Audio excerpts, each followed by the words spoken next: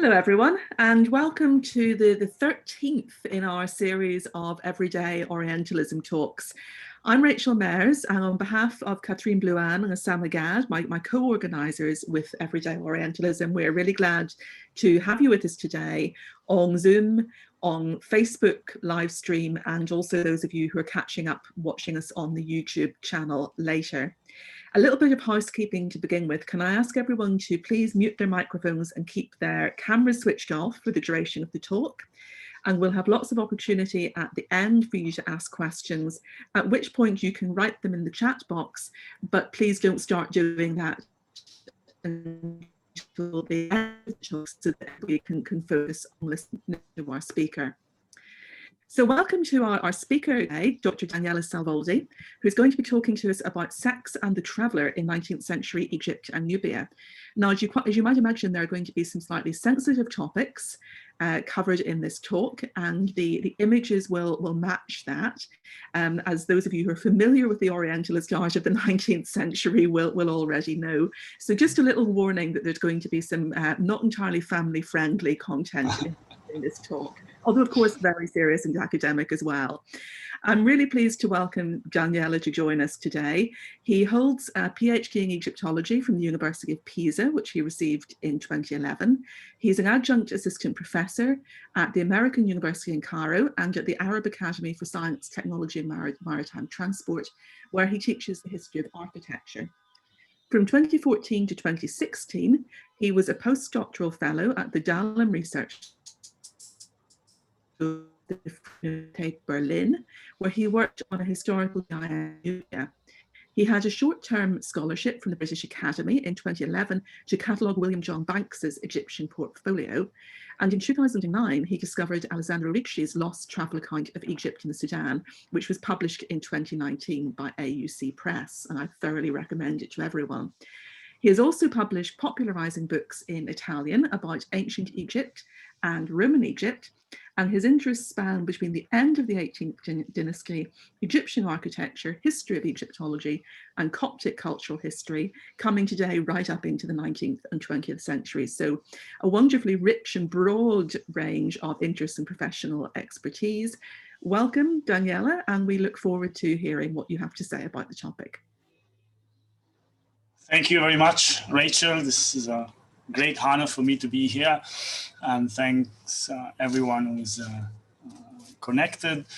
I'm very happy to be here, and I'm very thankful for your invitation. So when you reached out and asked me, would you like to do something for Everyday Orientalism, and I actually believe that the discussion of Orientalism is a very important topic and we need to engage to it. So I thought of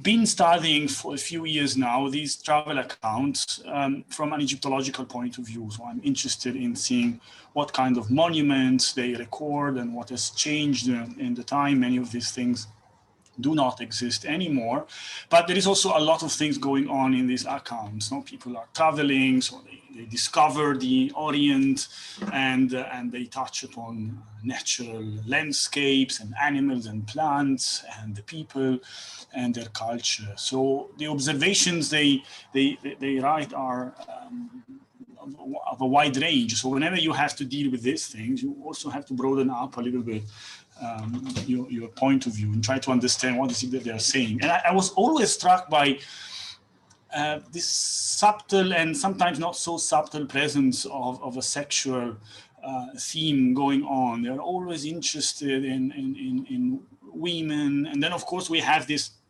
very, very Orientalist theme of the harem and the dancers and the male dancers and the hammam, and it seems that they just can't fail to deal with these topics. And even though many times we have academic scholars who are discussing ancient Egypt as the main interest, they always have to comment on how voluptuous, the Alima dancers are in Egypt. So I said, okay, let's try to flesh this out. I'm not the first person, obviously, and maybe I'm not the most qualified. Rachel gave a very flattering presentation. It's not really my field of research. This is critical or literally criticism, some anthropology, probably gender studies, rather than being an Egyptologist. So I just want to try to give you, okay, what I found out, what I think it's interesting, and how we should also address this when we discuss these sources, to be engaged in Egyptology, but also in the decolonization of the discipline, which I think is very important. I would like to start with 2 episodes of literally everyday Orientalism that are autobiographical and somehow may introduce the audience to the broad topic. The first thing is that I married 10 years ago an Egyptian young woman, and one of my friends who was not able to attend the ceremony after wanted to meet me, and he was this kind of very well-read person who probably read all sorts of novels and history books. He knew everything, and he had one question. He was like, so you married an Egyptian, is she the Oriental woman with perfumes and the sensuality of the Oriental woman? Is it true? I was like, I never thought of this issue this way, but probably because he was very well read and he had absorbed this charge of Orientalistic interest in sexuality, even though he was very nice in asking, that was what he came up with. He didn't ask anything else. So it was a bit embarrassing. The second thing is that also around 10, 15 years ago, the second time I came to Egypt, it was a university trip, and we were all students of the first year, so BA level, and one of my colleagues was telling us that his father told him to take care of himself in Egypt because the Arabs are flip-flop wearers. I don't know what does that really mean. So they go around in flip-flops and they love featherless boys, featherless in the sense of without a beard. It's a reference to the other very constant, typical Orientalistic topic, the pederasty of the Turks and the Mamluks. So we are in 2020, so 10 years ago it was 2005, so it was also a reflection of how the Western society is still dealing with the East and the Orient with these tropes that are very meaningless at the moment. So I would like to share the presentation so we can start looking at something rather than my face, and engage with the sources. Now, I will try to introduce, there are thousands of sources. I try to scale down to a few ones, the ones that I know best. And some of them are interesting because they're either recently published or unpublished or seldom considered when these topics are normally discussed. So I'll try to introduce the sources as we go in. The topics that come out very often, obviously, are, well, the nudity of the Egyptians and the Nubians, the theme of the dance and how immoral is it, the theme of marriage and the idea of the harem as this harem, this secluded area of perversion and sexuality, the theme of prostitution and slavery that in Sudan are very closely connected, and the theme of homosexuality. First, I just want to give you a beginning with the tropes of Orientalism, even with the famous, the fathers of Egyptology or Egyptian archaeology or Egyptian exploration. Giovanni Battista Belzoni, famous for opening the second pyramid of Giza and the tomb of Seti I, and the temple of Abu Simbel. When he speaks about Cairo, he says, sink of vice and wickedness. Vice is sexual vice.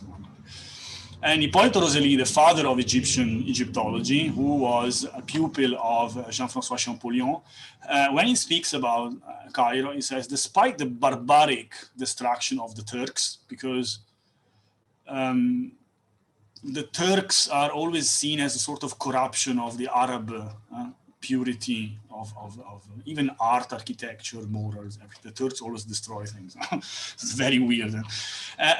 For what it preserves of the Arab civilization and industry is still one of the cities of the 1001 Nights. Nothing could be more orientalistic than coming up with Alf Layla O Layla. We start with nudity because it's the first thing when the travelers come to Egypt and they are just shocked to see all these people going around. All these people, relatively. So we start with William John Banks, who was a British gentleman, later member of parliament, and who traveled extensively in Egypt and also paid a lot of people to go around in Egypt and take drawings and record places. He started, when he arrived, a sort of journal that lasted for 25 pages and got absolutely bored with it. And so we only have the introduction. It's his first encounter with the country. So many of the laborers go almost naked, and some quite, and have no sense of decency, which is one of the themes of the decency and the modesty is always there.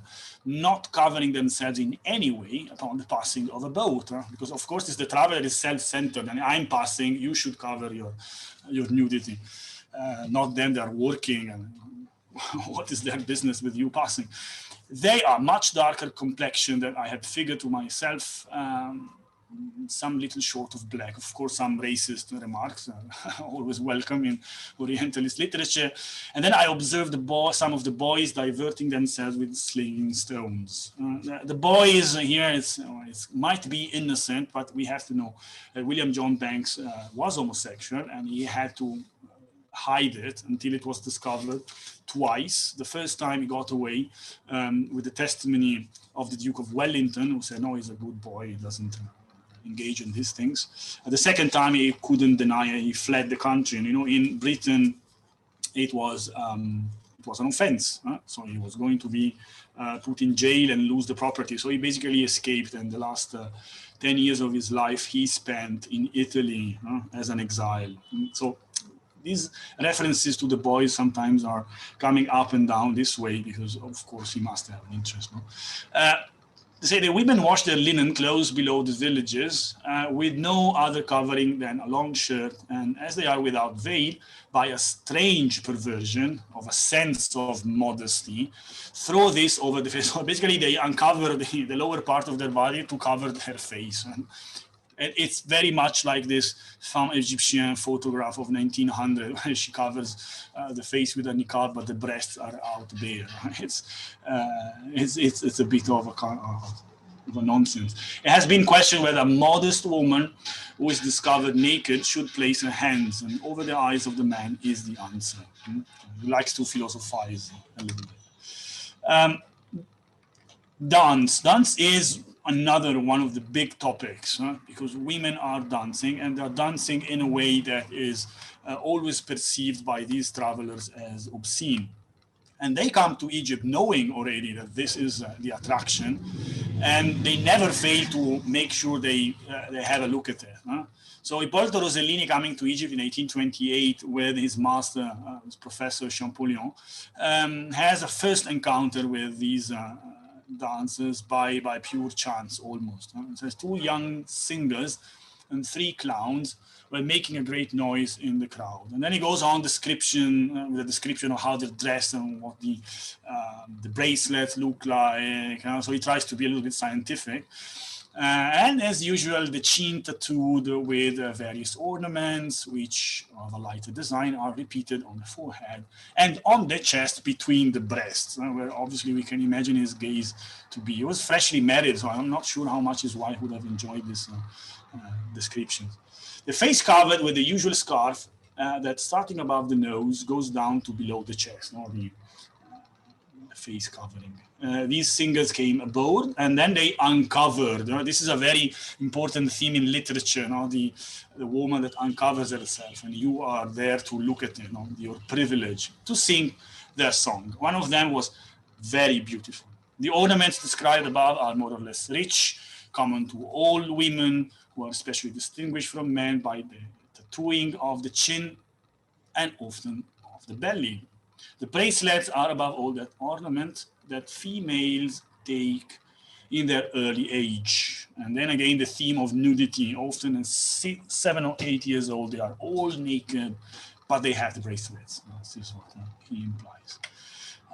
The second time he encounters the dancers, he actually hires them. And says, oh, come on, we are in Cairo, let's enjoy the life in Cairo. So the French and the Tuscan members of the expedition, it was a joint expedition, Tuscany and France, they just hire 6 of them to come to the house. He calls them Alme or Gawazi, so the Alima and the Gawezi. They're actually not exactly the same thing, especially in 1828. The two things tend to merge after 1834, when there is a legislation in Cairo to ban the Gawezi because they are making troubles morally, while the Alima is more of, the Alma, sorry, is more of trained singer. So it's not exactly the same thing, but for them, obviously, there isn't enough time to go deeper into things. So their costume is almost similar to that of wealthy Levantine women, long gowns, tight at the belt, but breast almost entirely bare. They, however, are overwhelmingly laden with gold ornament. It looks like it's such a pity that we can't really see what's under, around the neck, arms, wrist, and head. Among these 6 girls, all of them very young and beautiful. There was one that was stunningly beautiful. So he goes on to describe this beauty: long face, beautiful aquiline nose, mouth full of voluptuousness, very black, big eyes, expression of a great soul, especially for the black eyeline. Then it goes on to describe the kohla and the henna on their hands. And then it goes on the core of the topic. The dances of these women are most lascivious, even obscene. At the sound of various string instruments, they move the body rather than the legs. And these motions are made with the hips, the belly, and the buttocks, now slow, now fast, all full of lasciviousness and imitating the voluptuous languor of the coitus. It's like, is between being scientific and being very much embarrassed, and he doesn't know what to say. The arms always stretch out in the act of embracing, and the hands accompany the music. It goes on with the instruments. And then sometimes, accompanied by the same tune, they sing lascivious songs of love. In their rests, they drink without measure, brandy and all sorts of liquors, and smoke pipes. And this is even more shocking because the woman who is, first of all, almost naked and obscene in their view, is a free woman. She can smoke the pipe and she can drink alcohol, which is even more stunning for them. It really challenges their conception of the Oriental woman who is secluded and she's not free. Well, these women are out in the public and drinking, excessive drinking actually. So he's even pushing this forward. Another Italian who came to Egypt in 1818, somehow after the Napoleonic campaign, there was a sort of attraction coming to Egypt. The country was opened up, and the Pasha was also happy to get people, if they had some skills he could make use of. It says, from the strict rule of going about with the face covered, only the alma are excluded. These are women instructed in singing and dancing. And this is actually the name, alima. It's the knowledge of singing. Not that they are really knowledgeable about philosophy or that you can sit down and talk about things. They are instructed. They have knowledge in singing properly. Actually in quite a lascivious manner, who are engaged at a price to sing at weddings as well as to cry during funerals.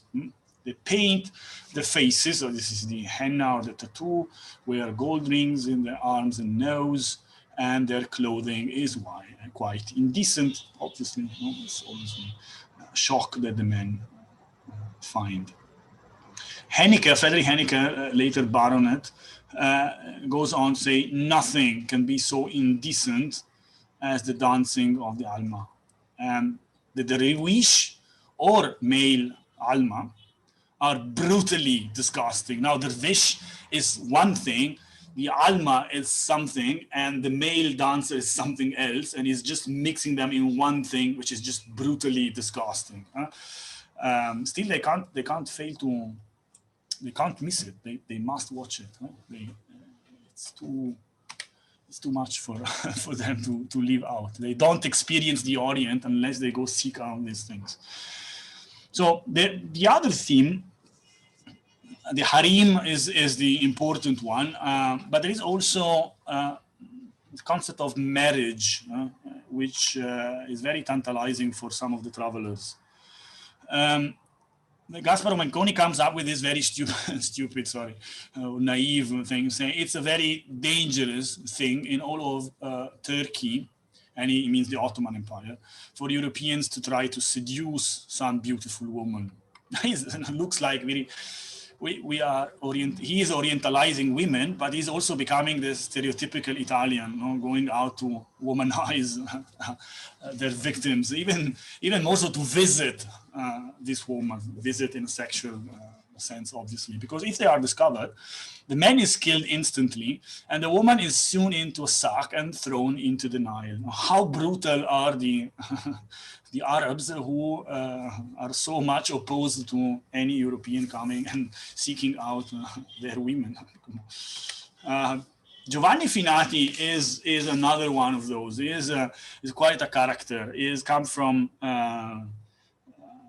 central northern Italy, Romagna. He is conscripted in the Napoleonic army. He escaped, he's a deserter once, then he is forced to go back. Otherwise, his family would be imprisoned, and then later he's sent into Dalmatia, where he deserts again. Eventually, he sees that being in the French army doesn't make sense, so he crosses the border into what is now Montenegro, and with a group of 15 more people, and he eventually converts into Islam. But he says that we just do it for having an easier life. Inside our heart, we're still good Catholics, and we'll see how good Catholics behave actually. And he takes the name of Muhammad, that he called, or Mehmet probably in Turkish. Now he first as soon as he becomes a Muslim, he enters in the service of an Albanian bey who apparently likes him, and he gives him much freedom, to the point that he is even given access to the harem. Sounds very suspicious, where he meets these 10 beautiful women. One of them is a Georgian called Fatma, it's not quite clear. And well, after a while, she's pregnant from him. So, he says all of this without any. It's like it's okay. I mean, he's just had the chance and he's doing it. There's absolutely no self-awareness of whether this was correct or not. And just go back to. Just don't read this. It's just distracted. Right? Just go back so you don't read it. And then he started thinking, is musing in the book, and says, I was really thinking, how could I get out of this situation? And for best scenario would be that I'm forced to marry her. Yeah, sure, of course. It says one of my fellow travelers, escaped, deserters, also did the same, and he was actually caught and killed. So probably not going to happen.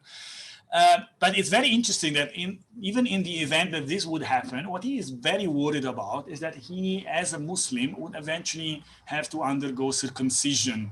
And I think it's very psychologically telling of his behavior, of the white male who cannot keep his manhood and so breaks into the harem and has intercourse with one of the wives of his master.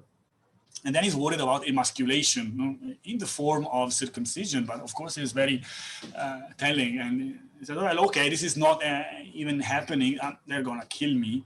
So he eventually flees. And he gets a boat to Alexandria, where he doesn't stop. So there is around 1811 the famous massacre of the Mamluks by Mehmet Ali Pasha, and he is taking part in what happens afterward. He says the work of Rabin lasted 6 days, and though present at many of these scenes with a comrade of mine, I bore little part in them, and shall hardly be accused of having laid hands on a very large share of plunder.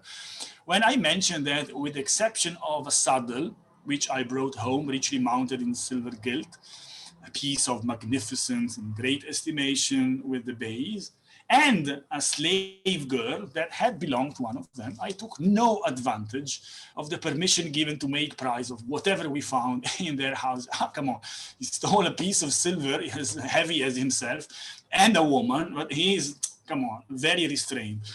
The girl was young and pretty, obviously didn't get the ugliest, and as it happened, did not come empty-handed, for she had contrived to secrete about her some trinkets and money from the harem which she had belonged to. So she also came with money, so how can I miss this opportunity? And then later on he goes on and says, a proclamation coming out from the citadel that such soldiers as should deliver up any woman taken from the Mamluks should receive the full equivalent in money. I consulted my little slave and gave her her choice, to which she, answering that she preferred to continue with me, I was so pleased with her that I determined on making her my wife, and was married accordingly after the Turkish form, which is purely a civil contract. So there is an appearance of agency, but it's just fake. Does she really have an option? And she's still his slave, and he forces her somehow into marrying her, making her. I determine. He is the decision maker here. So what happens then? After a while, he gets a letter from the Georgian girl who bore a child for him, this Georgian Fatima, and so he forgets about the new wife, and he divorces her, and says, thus easily is the matter disposed of among Mahometans, so soon as the parties become indifferent to one another. And it seems to be perhaps the only mode of preventing those lamentable disorders which abound in countries where matrimony, once contracted, becomes indissoluble. Not that I have any desire to make a panegyric upon Eastern customs or morals. 1 inch of saying actually in the East is better, but then he is absolutely saying, hey, no, I'm still a good Catholic, as I said at the beginning, and I'm a Muslim just by name. They get married with contracts, and such is a contract, we just break the contract, we just dissolve the contract, and so it's good. So is actually really ridiculous in this thing. Connected to the idea of marrying, well, the woman here was also a slave, is slavery and prostitution, especially in the south, in what is now Sudan. Alessandro Ricci, who was one of the people employed by William John Banks, whom I mentioned at the beginning,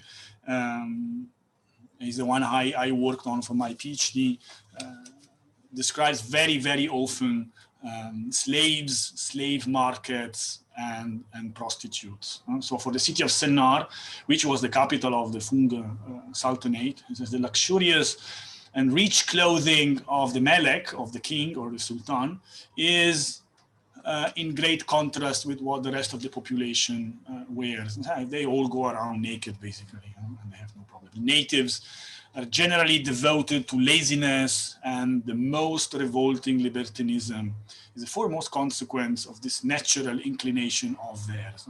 They are lazy by nature, and so because they don't know what to do, they do prostitution. So street women are abundant, but are not native to the country, and come from many many other places. And this is why their skin color is different from that of the locals. Well, in fact, there are also local prostitutes. So he says one thing and then just say the opposite. It's a really horrible mix of sexism and patriarchy and racism, especially. When he speaks about Egypt, he's saying something also connected with the movement of women. In Ena, which was an important center in Upper Egypt back then, the house of the government contractor to whom we were recommended was full of street women, very abundant in this town. They gathered there to receive their bakshish or gift, which was usually due on such a solemn occasion. I think it was actually this time of the year, so well, this time like now, Muled al-Nabawi. These contractors are established in most of the second and third rank cities, and by paying yearly to the government a determined amount of money, they acquire the exclusive right to trade and sell spirits and to tax the street women. This tax depends entirely on their will, and so they harvest a lot of money, but then they give back like the bakshish when the Bayram or the great feast comes. Among those women, there was the famous Jul Beaz, the Egyptian Frine, an extraordinarily beautiful Arab woman, as smart as she was attractive, with whom many kashifs, smaller ranking governors, had spent all of their money. Now, Jul Beaz, I eventually found out, is Beyaz Gül in Turkish, which means white rose, and it was the nickname of this. No? It's interesting also how they very often try to link the East with the West through the classical world. They all more or less have some classical knowledge. Frine, the 4th century courtesan in Greece, the lover of Praxiteles, also extraordinarily beautiful Arab woman. He goes on with, because he is traveling south, he goes on with prostitution of black women. So, and it's always this disgusted tone. No, Berber is full of street women, most being freed slaves lacking all means of subsistence. Some of them are employed in the preparation of busa, a fermented drink made of dora, and similar to beer. Now here he actually almost gets it. Freed slaves now, because there was no prostitution in Sudan before the Turkiya, before the invasion of the Turco-Egyptian army of 1821-20. It's not attested in the documents. And then with the beginning of the trade economy in Sudan because of the Turkish-Egyptian invasion, these women become part of the market. They are slaves, not only freed slaves, but actually they are slaves. No? So when the pimps basically are the chieftains and the overlords and sometimes the merchants, and you have a sultan or a chieftain can have 400, 240 women to the lower tiers, and they exchange women as commodities, sometimes between the traders and the nobility. So he is like coming into a society he really doesn't understand, which is very complex and is changing. So prostitutes everywhere because they are being exploited by the upper tier of society. And it goes on, the trade of slaves is very extensive in Shendi, and traders, even the richest, readily yield one or more slaves at the price of $1 per day. Now, the fact that he knows the price exactly is very suspicious, so that they still have a revenue stream in this infamous traffic in order to cast away any doubts about his own conduct. When they manage to sell a woman to white men, how come he knows? Their price is lower because if the woman becomes pregnant, they sell the son as an Abyssinian mulatto, which is the most sought after race because they're very meek and blah, blah, blah, and some racist ranting. Here too, there are brothels with Dora spirit is fabricated and sold. But if the morals are not better than at Berber, at least they are more discreet, and one does not see in public scenes of debauchery that usually surprise and disgust Europeans, accustomed as we are to the decency that reigns among us. It's so hypocritical. But let's go on, because it still gets more interesting. Those who have already had smallpox, it's talking about the slaves in the market, are the most expensive. The mother is always sold with her suckling son, as mares are in Europe, and I find this very disturbing. It's just comparing the slave market with the horse market. And we are in Sudan, especially in the area of Dongola, where horses are very prized possessions. It's not by chance that he's doing this. The operation of sewing the young female slaves is done in Sennar, and he's talking about female genital mutilation. And he's very interested in this because he's a doctor, or at least, well, he's a doctor, and he's showing that he's interested in these topics from a scientific point of view. Then he says slaves call their masters Abuya, which means father, or Sidi, which means master. And after the market, many caravans leave Sennar heading to Cairo. And the journey takes a lot of time, considering that the adult slaves are forced to walk all the way. There are barbarous masters who beat them when they are very tired, or tie them to the tail of the camels in order to force them to go on. During the journey, their food is dora, blah, blah, blah. Many hardships make the caravan lose up to half of its slaves before reaching Cairo. And this is the reason why a slave in Sennar is worth $10, and in Egypt, 90 goes up the price. Incredible are also the obscenities that some jalaba, which are the caravan masters, commit on young slaves of both genders, and there is no excess to which these brutal masters do not indulge in order to satiate their unrestrained lust. All of that. That's very charged. Huh? Let us be consoled by the hope that the united efforts of all civilized nations will finally succeed in completely abolishing such a inhumane and shameful traffic. Now he goes on to describe the female genital mutilation, very graphic, in a very graphic way, because he's a doctor, so he's really interested in how it's going on. And then there is a comment on how this refinement of barbarity, devised by greed, has no other object than to sell these violated victims to a higher price, being in no doubt about their virginity. And this goes links with the fact that the Jalab are committing obscenities on slaves of both genders, and is definitely speaking about anal sex, because the women are soon and the boys, there's no other way to do it. This is like, gives you the idea when you read this, that they are really projecting, you know, empire and how civilized we are and how barbarous is the African and the Arab.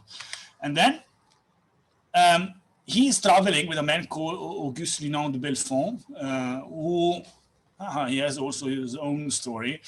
And then they split and they had a fight. And he says, Linon in his own journal, which is in French, says, I don't know why he was so upset. So I could not think of anything. Speaking of Ricci, the man who just wrote the passages we read before.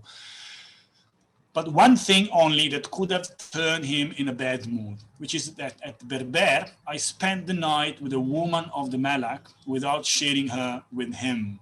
You know? A woman of a Malak, if you're not, if you don't know the background, looks like is he spending the night with the queen, you know, the woman of the Malak, of the king? No, is the slave. So it goes back to the concept of prostitution is driven by slavery. Slaves are forced into prostitution to make profit for their masters. So this is it. You see the hypocritical thing here. And then in one of his private letters, again, Alessandro Ricci, which we have just seen before, is writing to a friend, so it's private, nobody's supposed to read it. Tell me whether Peppa, your wife, performs her duty. If you know what I mean, I was like blinking here in a very obscene manner. And then, as if to continue the topic, said, I possess two very beautiful slaves, a black and an Abyssinian. Maybe one day you'll see them in Livorno when I go back to Italy. Now, there is no trace of these two women in any other documents. It doesn't look like he actually has them. It's just probably boasting, but it's really cheap. Linon, the other Frenchman who's traveling with him, actually goes back to Britain with an Abyssinian woman or an African woman, how they call them. So he basically married them. Now, the Italian public would be familiar with the case of Montanelli, the journalist who participated in the horrific Ethiopian war of Mussolini and married this girl, married obviously this girl of 12 years something. And then when he was confronted about this, he said, well, but for them it's okay. I mean, that age, they're already women and everybody does it. So, and she was so nice and so sweet and so mild. You see how when the white patriarchal man is outside of the context, everything is available and everything can be done. And he projects his wildest desires. And he thinks he is not accountable for them. One last thing, and I hope I'm not going too much beyond the time limit, in case please Rachel or Kathleen can tell me. It's absolutely fine. Keep going. Okay, that's just the last part of it. Okay, so the homosexuality of it. There is different shades of it. It's not always just homosexuality. It's homoeroticism and sexual intercourse between men. One thing that Ricci comes up with is the village of Deir el-Ganadla near Abu Tig in Upper Egypt. This is the famous place where the boys are operated upon to become eunuchs. So they come, all these mass of slaves coming up from Sudan and Darfur and Kordofan. When they are 10, 12 years, some of them go through this operation. So they are shipped to Cairo and then to Istanbul or other Ottoman capitals. Burckhardt, the famous Orientalist, this is one of the most quoted Orientalist writers. Okay, let me just indulge. He says the great manufactory, with the italic also in the original text, which supplies all European and the greater part of the Asiatic Turkey with these guardians of female virtue, the modesty is always there, is at Zawiyat ad-Deir, a village near Asyut in Upper Egypt, chiefly inhabited by Christians. The operators, during my stay in that part of the country, were two Coptic monks who were said to excel all their predecessors in dexterity and who had a house in which the victims were received. The boys chosen are between the age of 8 and 12 years. For a more advanced age, there is a greater risk of it proving fatal. And then it goes on in Latin. No, this is also it's such a topic of graphic content that it goes on in Latin. And there's a full paragraph saying that how they actually take the boy and they keep him on a table, forcing him not to move, and then they just cut everything and put oils that the Copts create in a secret formula, and then there is hot sand to close the wound. So the operation is always performed upon the strongest and best looking boys, and there's always a very strong sexual connection. Of course, the eunuchs are the guardians of female virtue, but being sexless or genderless at this point, they are also somehow eliciting some curiosity and some sexual interest, because they are effeminate and they dress up like women sometimes. So the Westerners are somehow challenged, when they face the eunuchs. Banks, again, the same man that we saw at the beginning, he speaks about a little vessel that was moored alongside his own boat on the Nile, and they were amusing themselves with music and dancing. The sort of flute that gave a sound not unlike a bagpipe was the instrument. all the circle beating time by clapping hands, and the same boy who played upon it was at the same time the dancer, and threw his body into the same indecent motions and attitudes as the dancing women do, with a suppleness that is quite extraordinary. Sometimes it's labeled as unnatural. The body moves in a natural way, and this is just a casual encounter. It's not it doesn't look like the most famous Egyptian male dancer. Now the name of this dancer in Arabic, if I say it, the Egyptian will be shocked because it's an insult. The Egyptian khawal is a very bad word to say now. I don't say it, but it's a very sexist and homophobic term. We have Henry Westcar, whose journal was published quite recently, and who has also a description of what looks like, or what he thinks is actually the khawal, but I think it's just a group of people having fun. I mean, it's just boys doing crazy things. He's so judgmental that he really stinks. So he says, this evening, on returning from a walk, saw the Arabs amusing themselves with their obscene dance, so much spoken of and said to be used by the ancients. This is nonsense. It certainly exceeded everything I got seen or imagined. Upon approaching them, we saw a man with his sash and turban aside, with nothing but his loom shirt on, and stick in hand. Stick is obviously, a reference to something else, throwing himself into different postures, distorting his body in a most unnatural way. This he did to the sound, sorry, there is a typo, of the pipe, and all the rest of the company kept time with their hands. He's just having fun. Come on. I observed he held one hand before his face, and it appeared to me as if affecting modesty, which is again the same topic. This continues some time. The man twisting about in a male circle, when frequently another entered the ring and stripping off his shirt, binding his turban around his middle in the form of a penis. Okay, you need some imagination here. He commenced by biting the other's backside, then lifting up his head in the air after the manner of a lewd ass, made a few, I think, sounds like a donkey in the dance, and then proceeded to represent that damnable crime so common in these parts.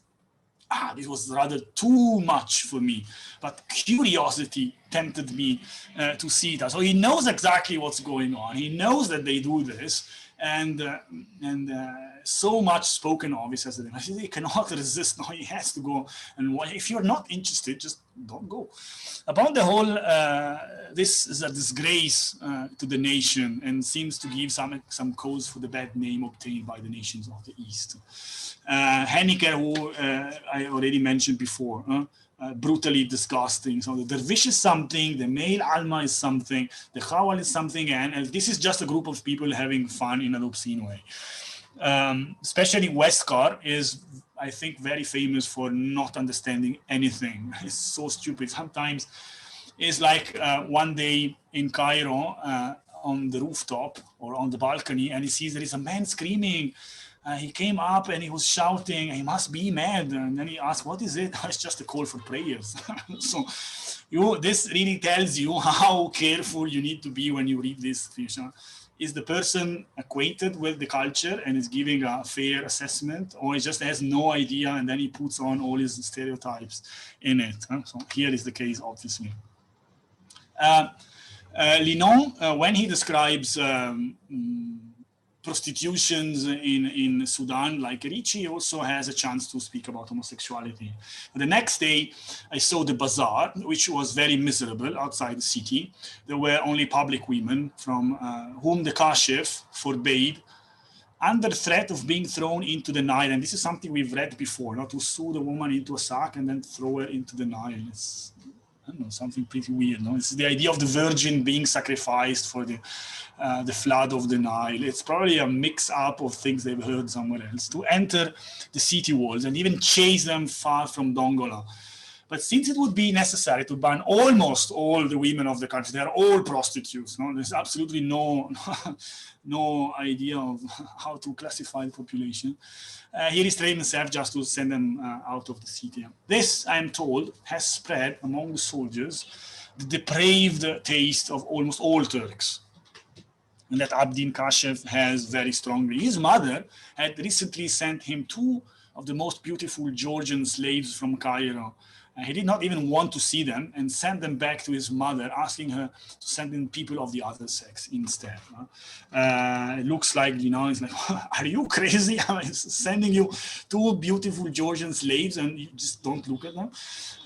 That's one thing. And this is the all Turks, or almost all Turks do this. And this is so common in Orientalist literature. We have also Giuseppe Acerbi, who I'm not quoting here, but I remember he has his own journal of journey in 1828. He was the Austrian chancellor of the consulate, and this was the Austrian consul, sorry.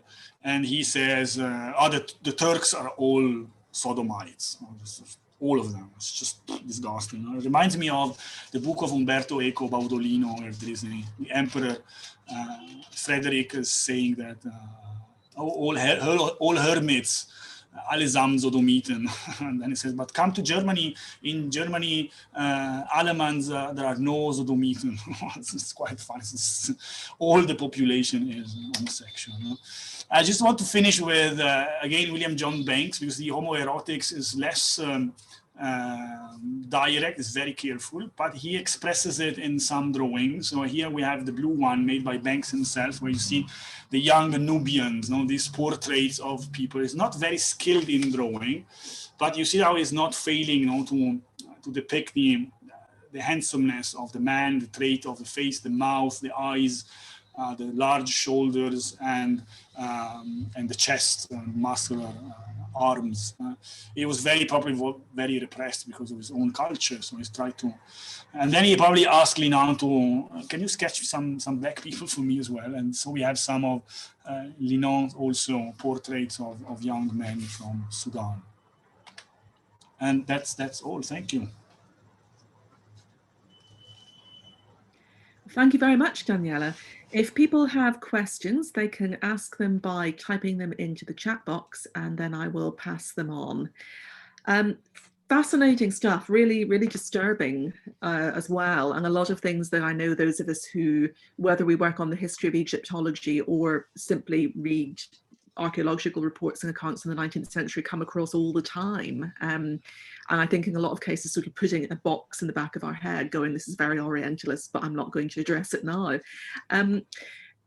It was interesting, you noted the case of, I forget which traveller it was who switched into Latin for delicate information. That's something that happens a lot. I mean, things like the standard classical Greek dictionary, Liddell and Scott in English, written in the 19th century, they use Latin for all of the dirty words. The idea being that if you're not educated enough to understand Latin, you're not educated enough to get the dirty words. I wondered if this was something that you come across in any other accounts, people switching to either another language to obscure something, or perhaps switching to more scientific terminology.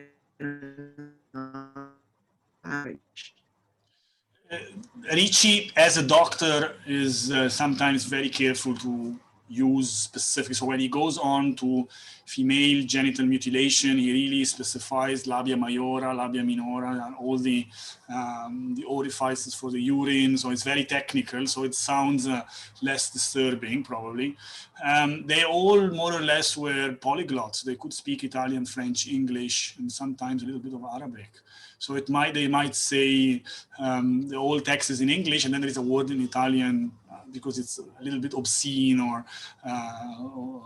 yeah. Latin is actually the only thing that I saw. Yes, this Burkhardt, who was very explicit, and so just yeah. If you're not cultured enough, then you don't deserve to get the pornography of it. Yeah.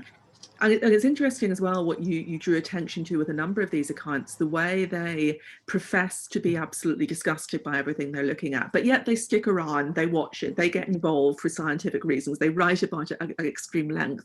And the hypocrisy involved with this, I wonder if you had thoughts on how many, if any of them, felt any kind of genuine revulsion at things, or is this something that they feel obliged to say, I went and watched this dancing, obviously it's disgusting, but let me tell you all about it?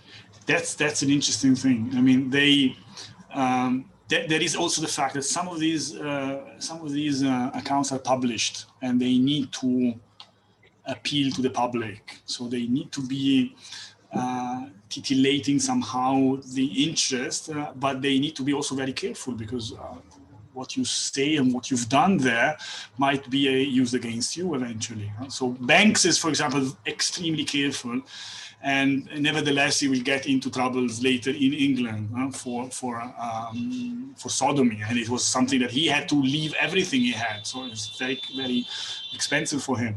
The others,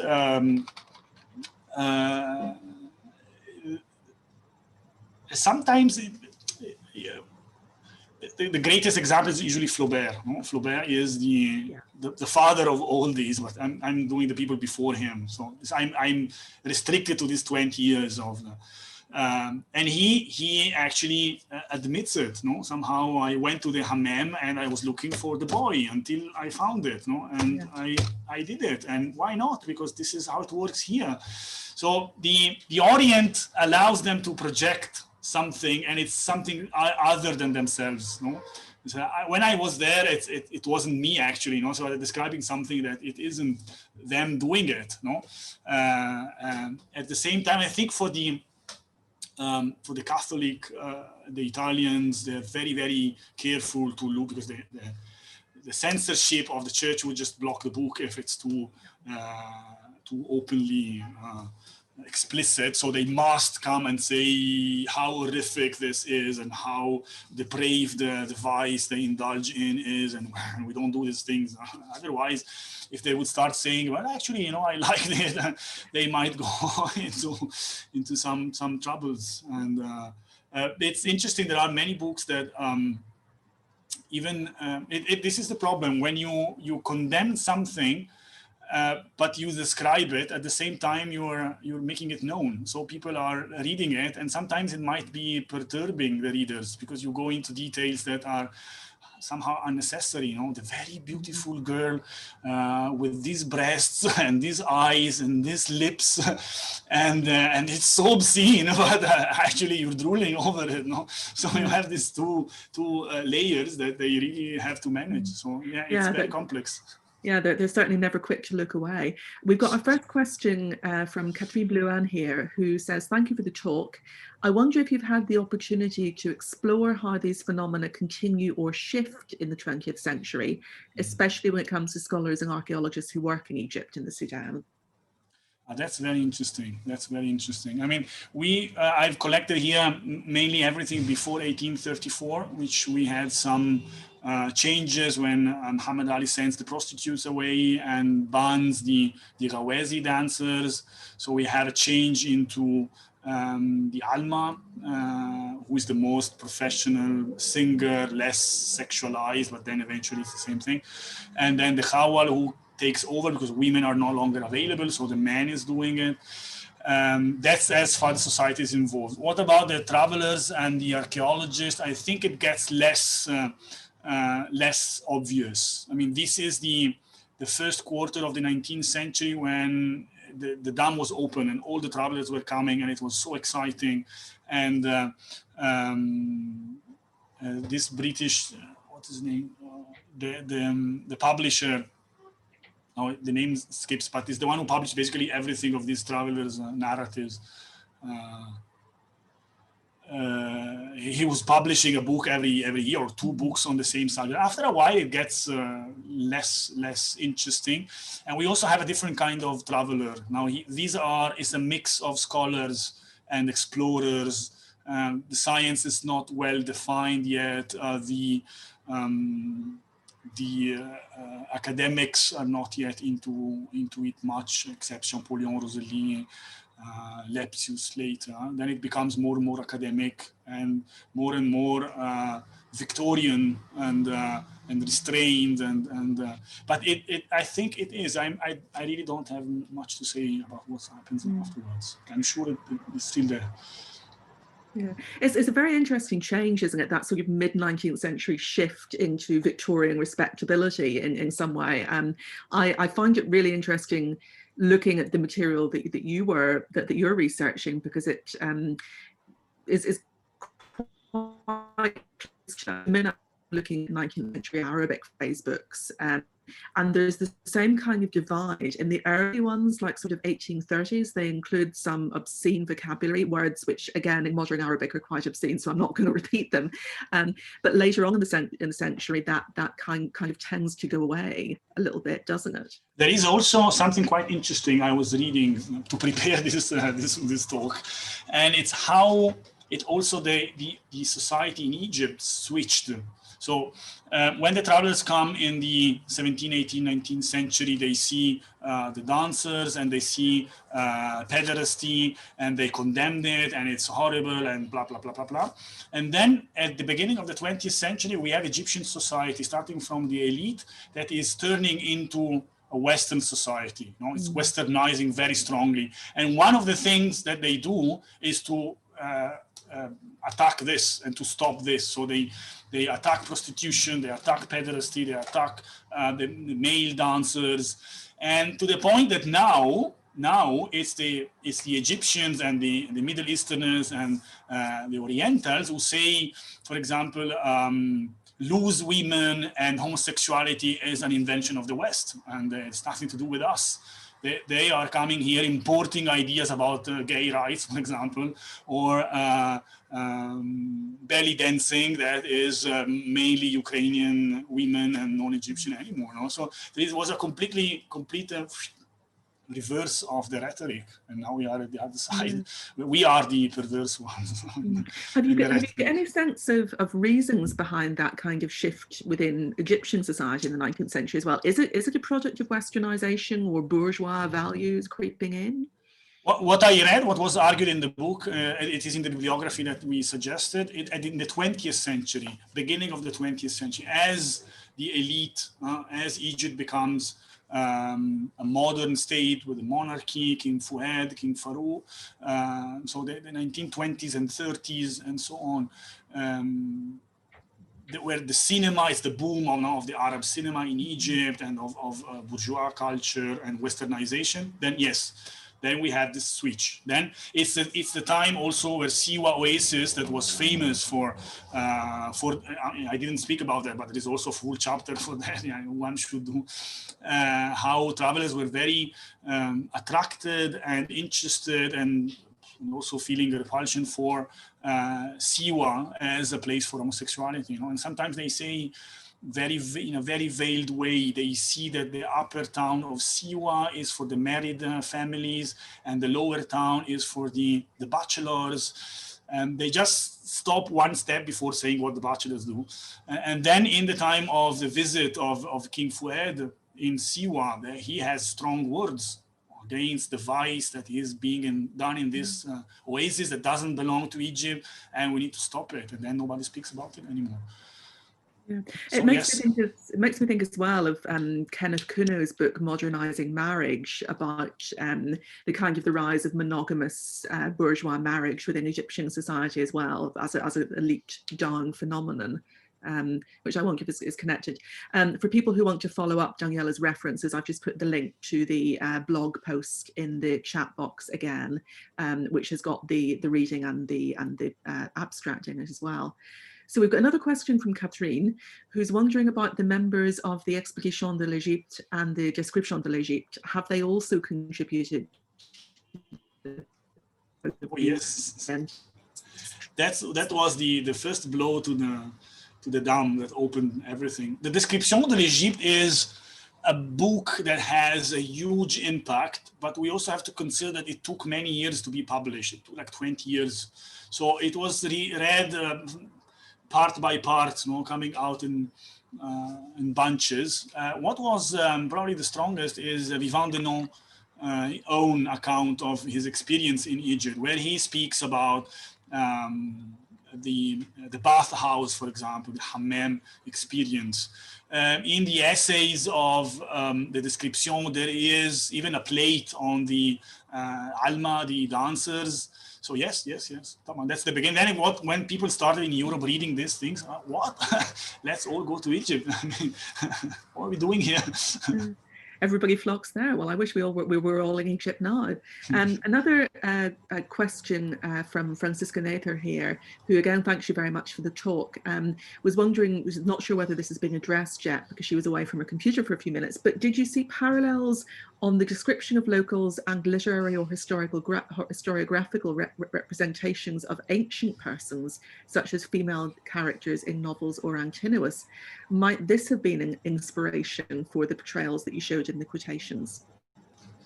Let me read again the question, as it seems very complicated.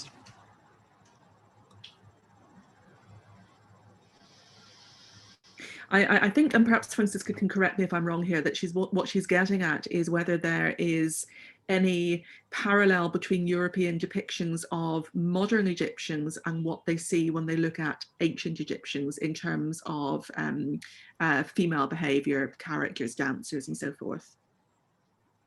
There was one passage of Henry Westcott who said this obscene dance that is said to actually originate in the past. That's one thing. The other is the Frine of Egypt, the Gulbeas, the white roses, the prostitute who looks like the ancient. With the ancient Egyptians, ancient Egypt is by itself very sexualized in general. We do have these depictions of naked girls in the tombs. That is very interesting for the travelers, and we also have a bunch of Orientalist paintings. I don't like them, so that's why I didn't use many of them. I tried to do a more balanced thing, but where we have a lot of obscene ideas on women, and Cleopatra is one of them. Cleopatra is this archetypical figure of the seductress. All starts with Augustus and his propaganda. It's all started. She was a very fine woman, but Augustus had to destroy her reputation in order to destroy Mark Antony. So and now we know Cleopatra. In a course that I teach in Cleopatra, I actually point out that she is an excuse for a lot of 19th century artists to show female nudity, which is what you get, I think, as you showed very strikingly with your modern as in 19th century accounts of both modern and ancient Egypt. It's an excuse for them to do something that's not acceptable within their society. Yes. Do we have any other questions? Then I'm sorry, I'm not an expert. I'm just an Egyptologist who reads these things and found them very I think you're in the similar situation to a lot of us working through this stuff, as I think by looking at the names I can see of the people who are in the Zoom meeting, that we've got a lot of Egypt used to working with this material, but you've given us some ways into looking and exploring it in new ways.